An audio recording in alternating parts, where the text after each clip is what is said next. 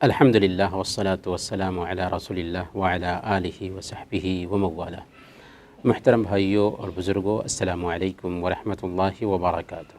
عرفہ کے دن کا روزہ، یہ وہ روزہ ہے جس کا اگر ہم اہتمام کرتے ہیں تو اللہ تعالی ہمارے پچھلے 1 سال اور اگلے 1 سال کے گناہوں کو معاف فرما دیتا ہے۔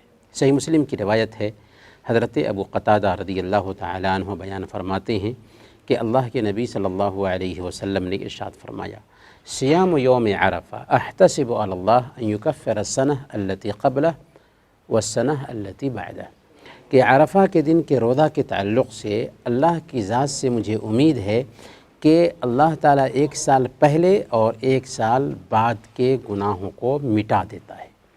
تو اس سے پتہ یہ چلا کہ عرفہ کے دن کا اگر ہم روزہ رکھتے ہیں تو ہمارے 1 سال پہلے اور 1 سال بعد کے جو چھوٹے چھوٹے گناہ ہیں، صغائر گناہ ہیں، وہ مٹ جاتے ہیں۔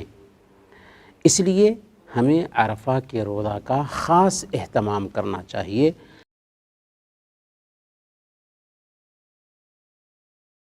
البتہ جو لوگ ہندوستان پاکستان میں ہیں وہ اپنی رویت کے حساب سے ذی الحجہ کی 9 تاریخ کو عرفہ کا روزہ رکھیں گے، یہی صحیح اور راجح قول ہے۔